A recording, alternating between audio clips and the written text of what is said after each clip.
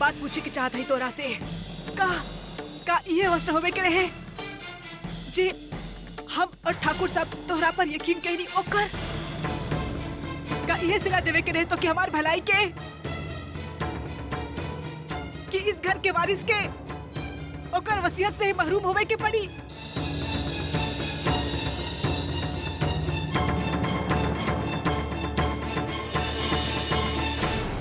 बुआ जी, हम आपसे विनती करतानी, बस एक बार भाभी जी के बात सुन ली। चुप रहा चीनू,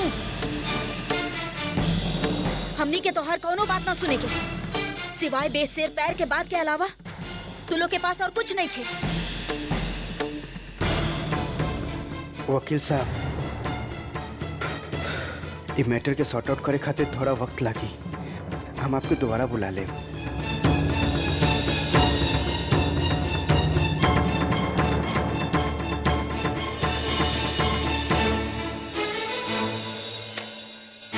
आज एहसास हो रहा हमके कि कितना बड़ा गलती कहीं हमी लड़की के पहचाने में। हमके उस सारा मौका याद आ रहा बा जब शक के सारा उंगली एकरा तरफ उठत रहे। अब हमके एहसास हो रहा बा कि उस सारा मौका एक अनजाने में यूं ही गलती ना रहे, बल्कि सोचल समझल साजिश रहे कर।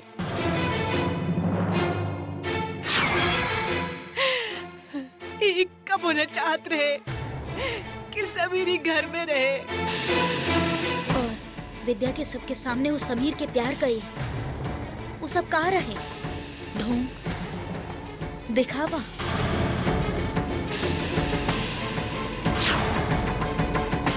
हाँ, वो सब दिखावा ही रहे, काहे कि असलियत आज सबके सामने आ गई। और असलियत ई बा कि तू तो समीर से नफरत करेलू विद्या। एकरे घर संभाले के लक्ष्मी बना के ले रानी ना आप। परीता घर के वारिस के दुश्मन ही बन गई।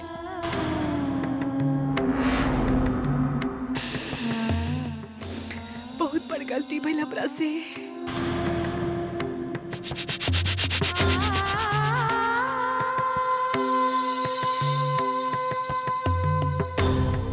आपके लगाइल हर दोष हमार सर माथा पे, पर हम आपसे विनती करत बानी माँ, आप एक बार हमार बात पूरा तरह से सुनी। बस कहे सुनावे के वक्त खत्म हो गइल बा विद्या। अब वक्त आ गइल बा ऊ कदम उठावे के जे हमके बहुत पहले उठा लेवे की चाहत रहे। विद्या, आज से तोहर खातिर ई घर में कोनो जगह ना हा।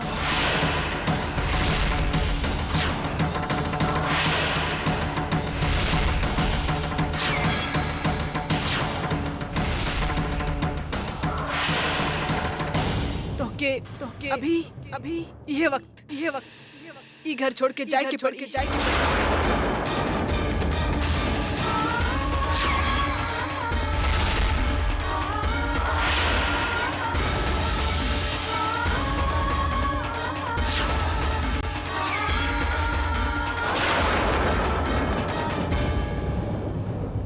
ना बुआ जी, ऐसा अनर्थ मत करी बुआ जी, मत करी ऐसा।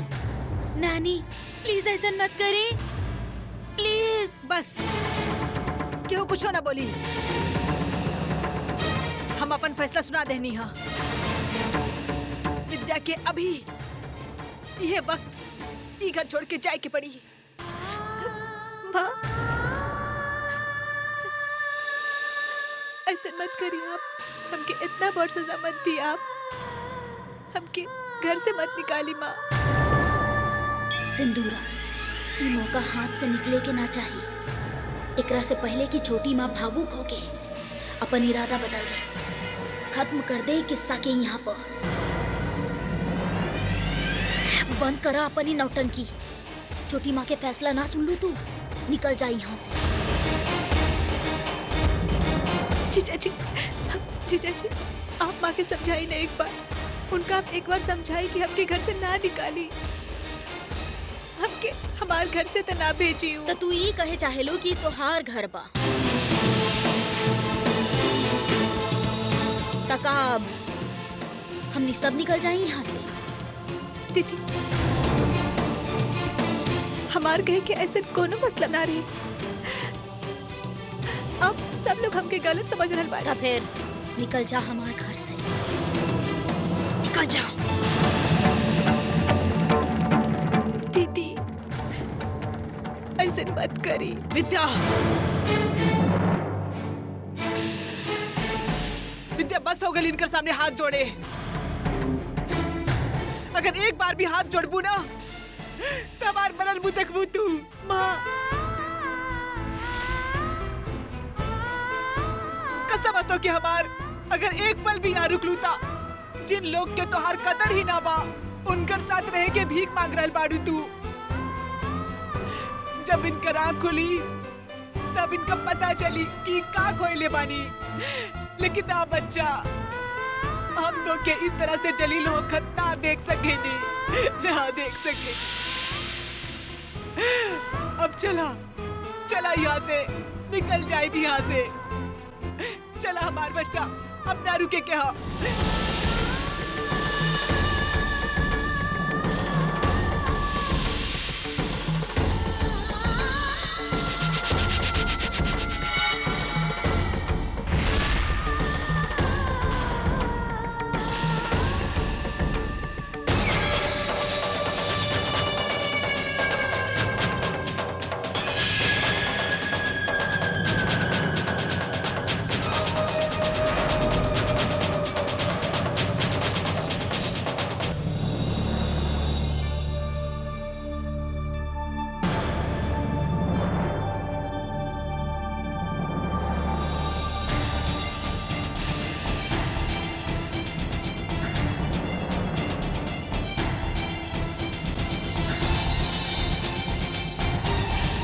तुषार भैया फोन उठाई।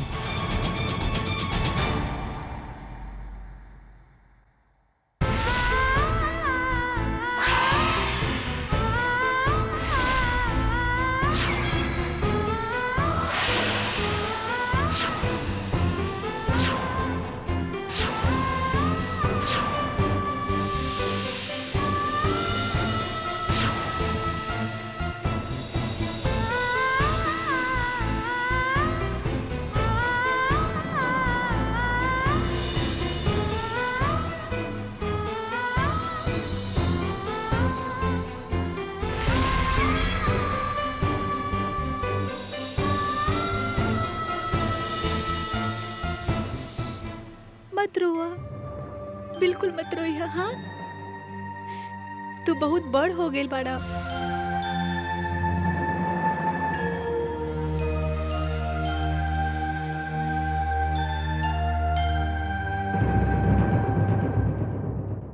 दीदी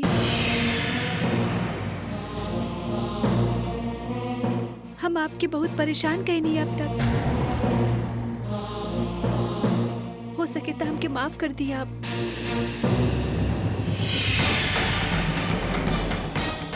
काहे बेकार के नौटंकी में अपन वक्त जाया कर रहा बाड़ू। चल जाए यहाँ से।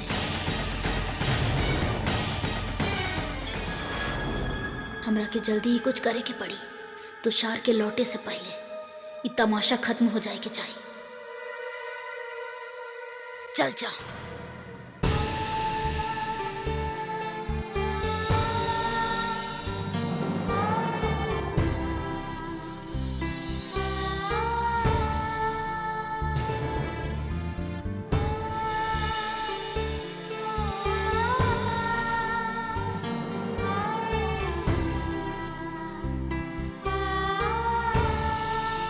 आप तो हमेशा हमके सहारा देनी जीजा जी।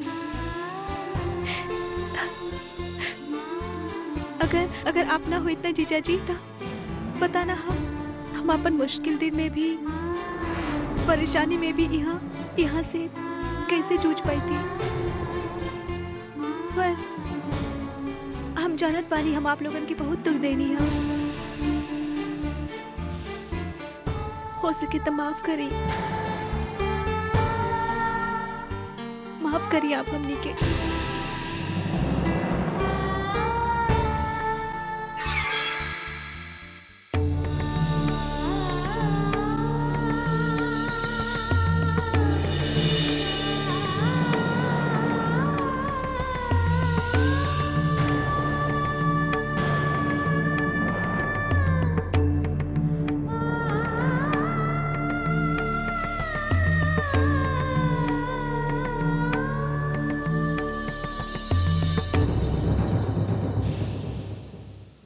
माँ,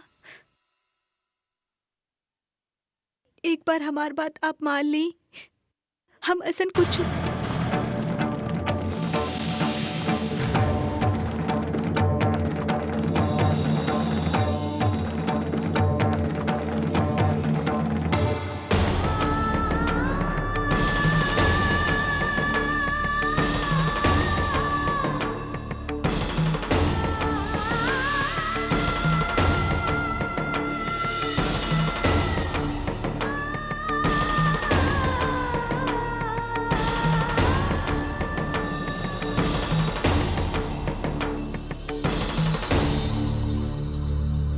चाची,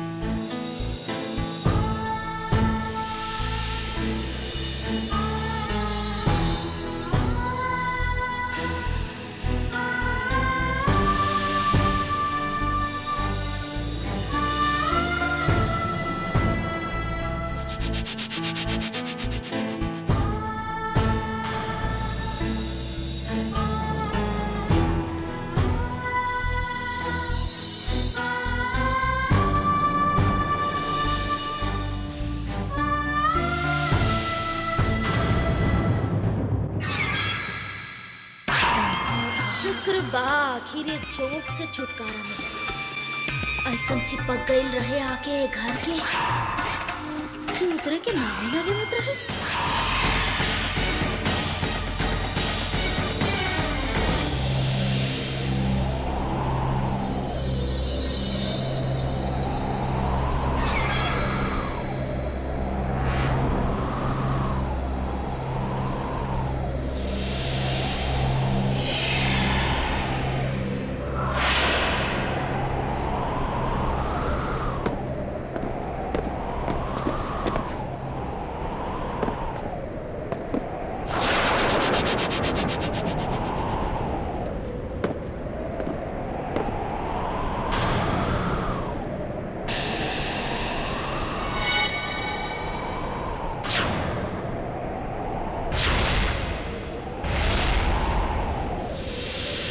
तुषार भैया भैया भैया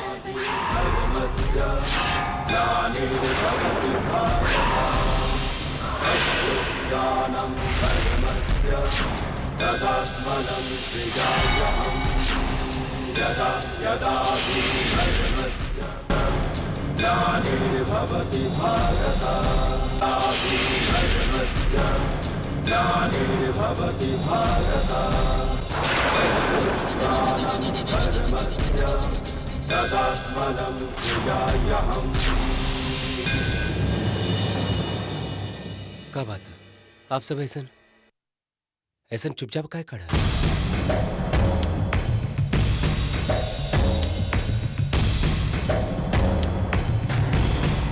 और विद्या कहाँ? विद्या ए घर छोड़ के हमेशा खातिर जा चुकल।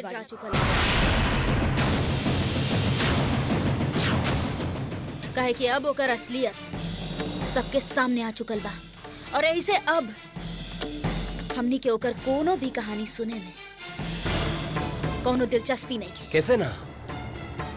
कहानी अभी खत्म ना भइल सिंदूरा दी, कहानी तो अभी शुरू भइल है। विद्या के साथ जोन कुछ भी भइलू तो खैर हुए के रहे।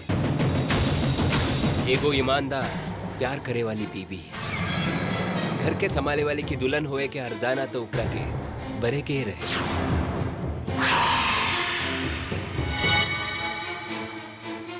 ई सुरीली की गिनोनी चाल से परिवार के बचाकर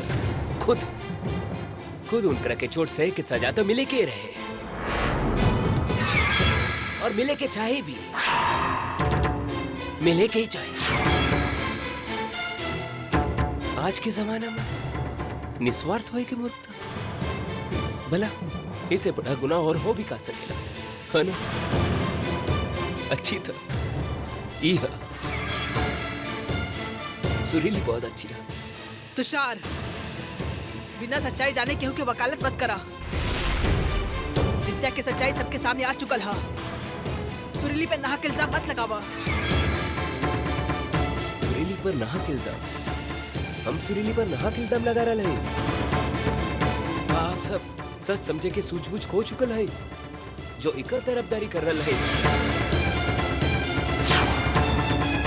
और आंटी, आप ही काहे नहीं समझते कि आज तक समीर के साथ जोन भी हादसा हो रहा वो में और क्यों के ना बल्कि सुरीली की हाथ रहे।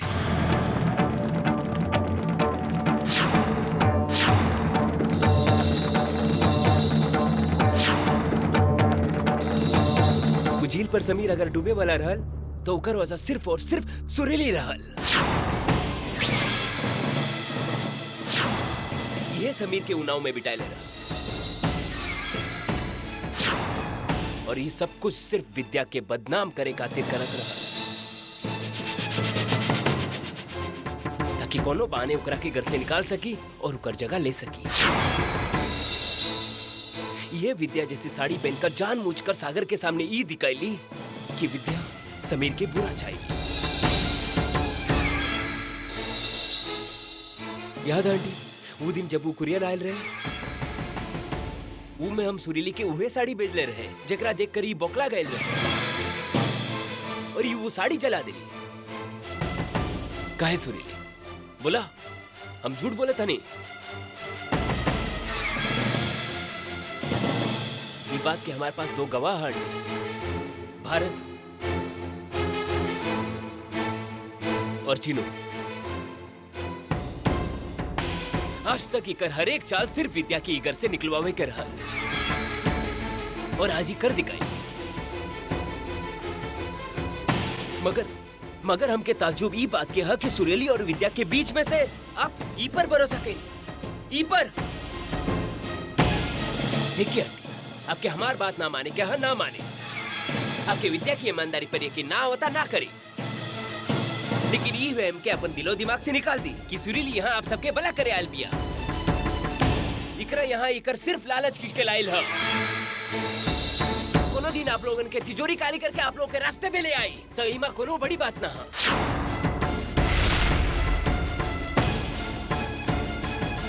काहे कि यह करे आयल रही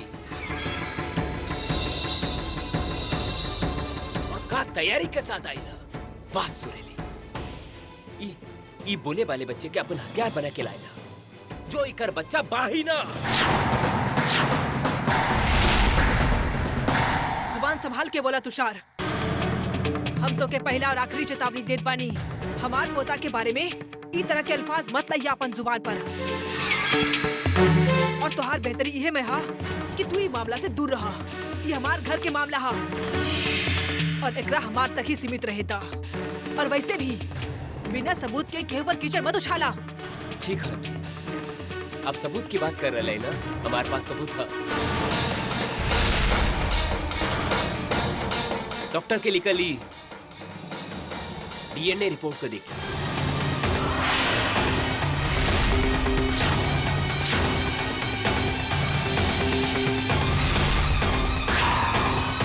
ये तो झूठ ना बोलत आंटी।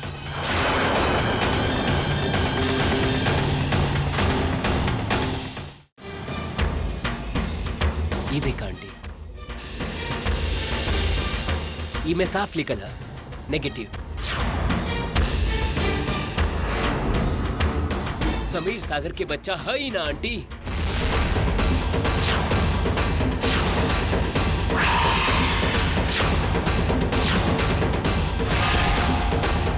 ये कैसन रिपोर्ट बा? कहाँ से लाइल बाड़ा तू?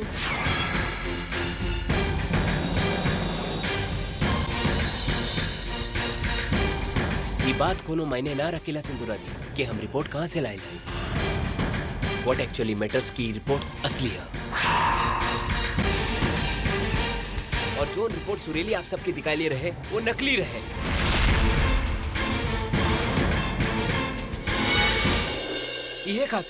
यह खातिर हमारी कहे पर विद्या प्रॉपर्टी कागजात पर दस्तखत करे खातिर मना कर ले रहे। ई घर को ई बला से बचावे खातिर।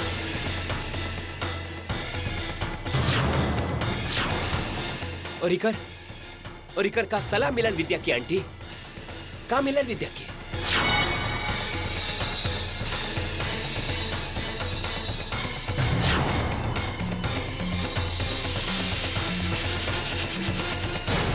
अगर अब भी केहू के हमार बात पर यकीन ना आ रहा तो अबो ये वक्त डॉक्टर के बुला के सबके सामने डीएनए टेस्ट करवाइल जा। बोला सुरीली का कहलू लगाई डॉक्टर के। सुरीली जवाब दे तुषार के बात के। बोला सुरीली। अभी खा जवाब दी आंटी। जब झूठ के पाव नंगे होएला तब फिर उससे चलन ना जाला। सुरीली बोला एक बार हम तुहार मुंह से सुने चाहत बानी की सब झूठ हा। सुरीली हाँ? जवाब दाम के हम तुहार मुंह से सुनल चाहत बानी अभी। बोला सुरीली। हाँ हाँ ये सच पाई।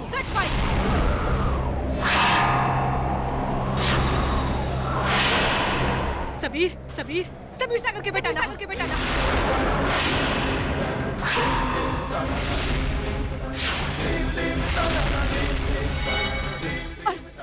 और नहीं हमार।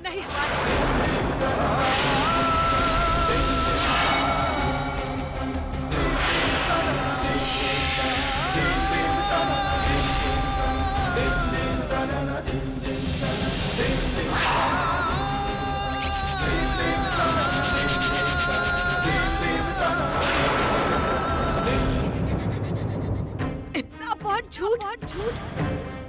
बहुत झूठ बोलू तुमरा से।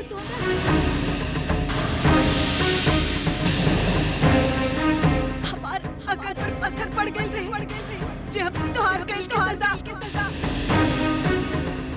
विद्या के दे आपन बहू के घर से निकालते ही हम।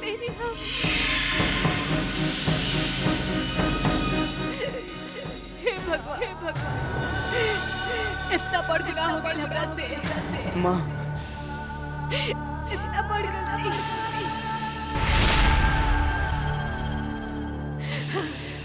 इतना बड़ा भूल।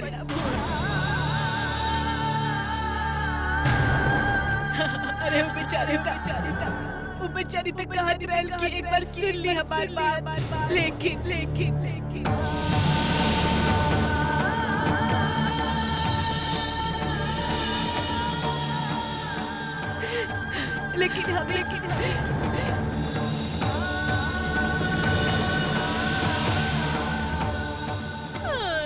हमार भतीजी सीता मैया के ता सिर्फ एक परीक्षा देवे पड़ल रहे पर ये भागन के तना जाने कितना इम्तिहान देवे पड़े जिंदगी में। का कर बैठनी हमने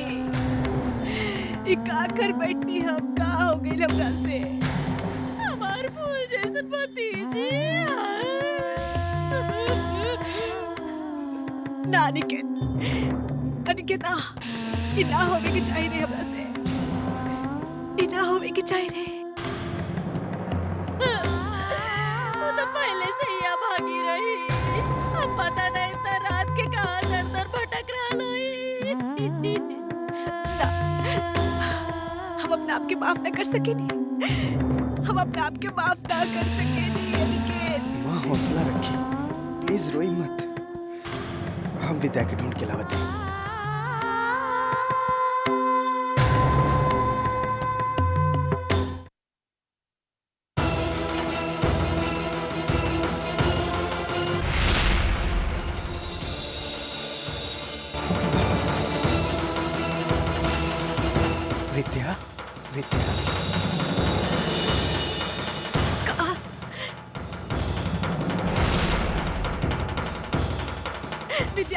भाभी माँ भी आ गई नी।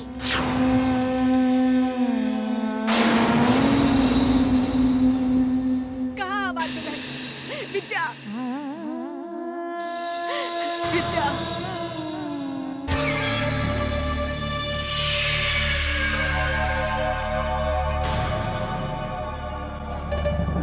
माँ विद्या वापस आ गेली। हम और टेडी हम दोनों विद्या के वापस ले आईनी।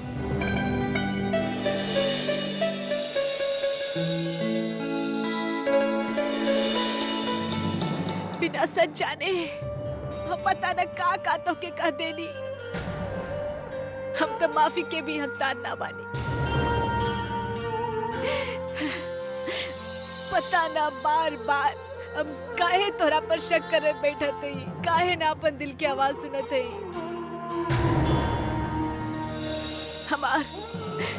हमार पोता के प्यार हमके मजबूर कर देलस। हमके माफ कर दा बेटा। माँ, आप ऐसे माफी मांग के हमके शर्मिंदा मत करी। आप हमार माँ बानी ना। अगर आप दो शब्द ऊंचा बोल भी देनी तो का भइल? अधिकार है ना माँ आपके।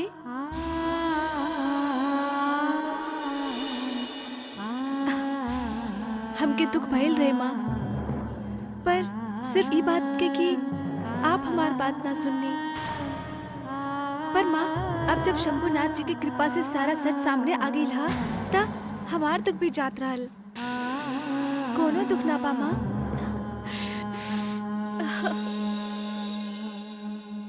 दुख तो सब जात रहल विद्या, पर दुख की वजह अब वो बरकरार है।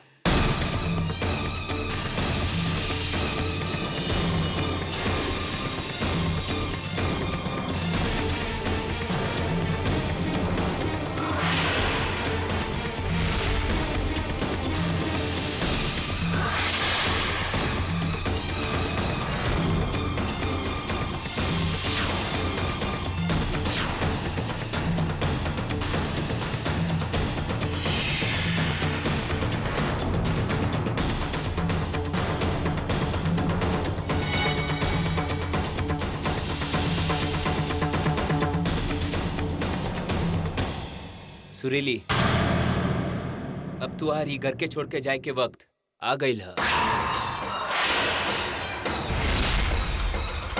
अच्छा तुषार, तो के इतना आसान लागत बा? सुरीली, नाटक करे के कोनो जरूरत ना हा। बहुत तमाशा हो गए मेहमान के सामने। तुहार भलाई ये में हा। तू अपन सामान बांधा और ये वक्त यहाँ से निकल जा। वाह, ये अच्छा सुर पकड़नी है आप लोगन।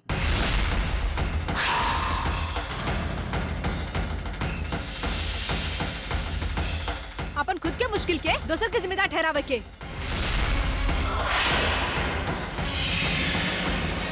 क्यों दोसर पर इल्जाम लगैलस और फिर एक घर के दरवाजा दिखा देलस। इट डजंट मैटर उसरीली हो या विद्या, हाँ ना? अपन खुद के गिरबान में कबू झांक के मत देखिए। हाँ, अरे कीचड़ तो खुद आपके घरे पड़ल बा।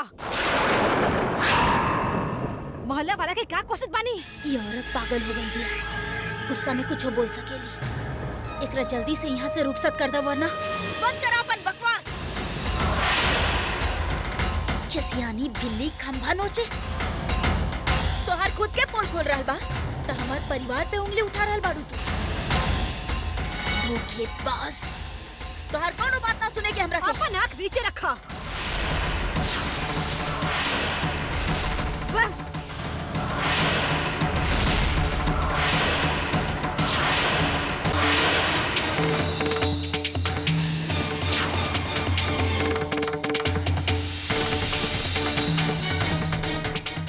तुम्हारी तौर तरीका ना ये भोली विद्या के सामने चली, हमारे सामने ना।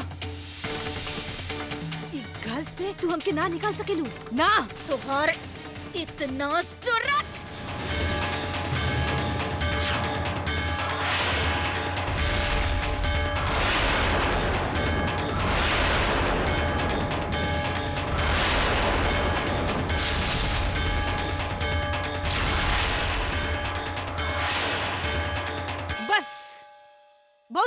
सिंदूरा, बहुत सहन कर ले हम तोहर। एक कर आगे तोहर एक नाच चली। अरे तू सार तक एगो छोटा सा सच रख ले सबके सामने। पूरा सच हम बयान करत बानी। अभी ये वक्त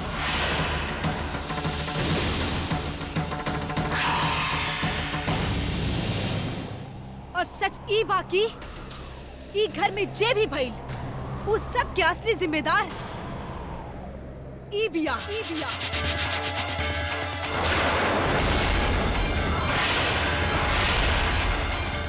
सिंदूरा।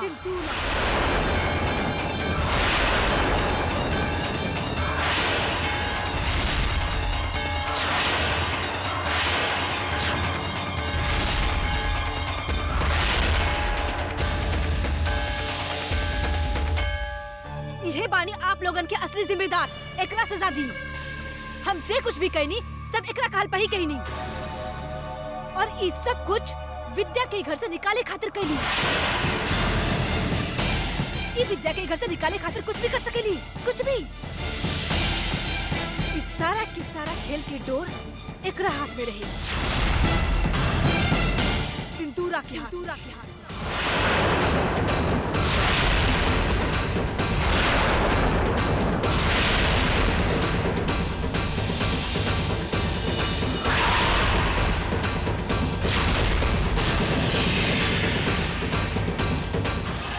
अरे दैया, खुल गई किस्मत अब निके। इस सिंदूरा तो बहुत खतरनाक औरत बिया। खतरनाक कुछ ना चाची, हमके तो पहले से ही पता रहे। इस सिंदूरा तो चंगेज खान के भतीजी है। हाँ, अगर एकर बस चले ना तो इस सारा परिवार के सदस्य के फांसी पे लटका के सारा जायदाद ई बाड़ी सिंदूरा दी आपका भाई। हाँ? बोल काहे लड़ल बानी? बोली ना। गिग्गी काहे बंद हो गई आपके? बोली का कातरानी? हमार घर के तरफ उंगली उठावे के जरूरत कैसे कही? हाँ ना? बोली ना। अब बोली। जरा फिर से वैसे ही बोल के दिखाई जैसे बोलने रही। कहाँ गई लोकर? दिखाई ना। उहे अकड़ जकरा सहारे तू ई घर के सारा लोग के दबा बताइलू हा। कहाँ गईलू अकड़? कहाँ गईलू तेवर जकरा से तू हमरा से जे चालू उ करवावत रहलू? कहाँ दिखावा? बहुत सही बा भैया, बहुत सही बा। एक बात कही चाची, इस सुरीली छिपकली जो कुछ भी कहा तारी ना 100% सत्य बा। हम कई मर्तबा ई दोनों नागिन के अकेले में गोष्ठी करत खुसफुस करत देखले बानी। अच्छा। हमके तो पहले से ही शक रहे कि सिंदूरा नामक नागिन और सुरीली नामक छिपकली के बीच में कौनो खिचड़ी तपक रहल बा। ई रहल खिचड़ी।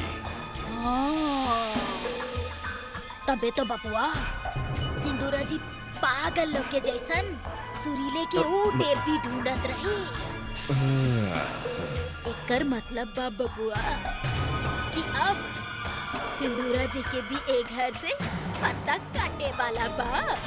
यानी के हमनी के हिस्सा जायदाद में और बड़े वाला बा। एग्जैक्टली। है ना? अब शांत रहिए और खेल देखिए। शांत। इधर बाजी ही पलट गई। विद्या के घर से निकाले के चक्कर में अपन ही जान के लाला पड़ गई।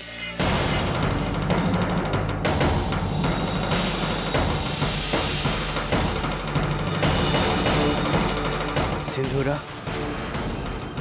काई सच कह रहल बिया। अरे चोर कभी मानेला कि वो चोरी कैला था? हाँ?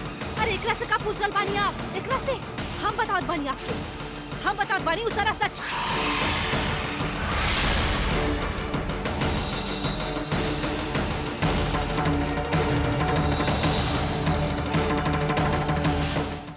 आप सबके लगरल हुई कि हम आप लोगन के धोखा देनी है।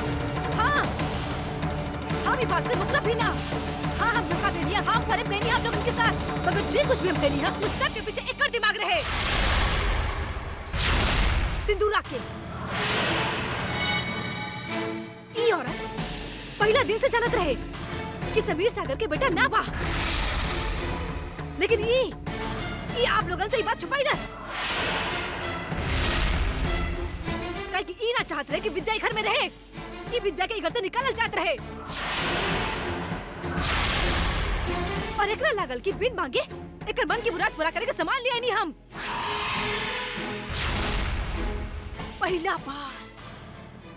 पहला बार ही हमके समीर के आगे करके विद्या और सागर के बीच फूट डाले कहलस। ई विद्या के सबके सामने सौतेली माँ बने के नुस्खा बतैलस। ई सारा पैतराबाजी ई विद्या के घर से निकाले खातिर कैले रहे।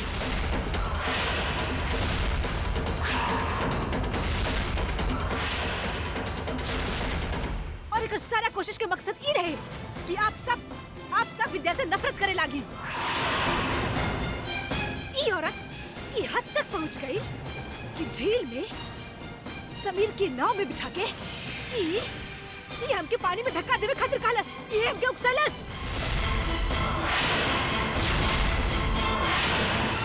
और लालच में अंधी हो कि हम ये काम कहीं नहीं।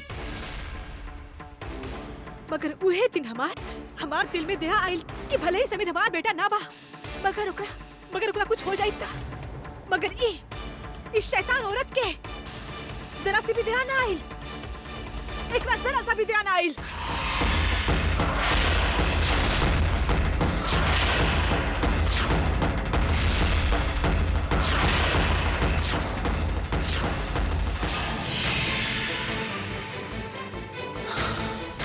बस करो, बस करो।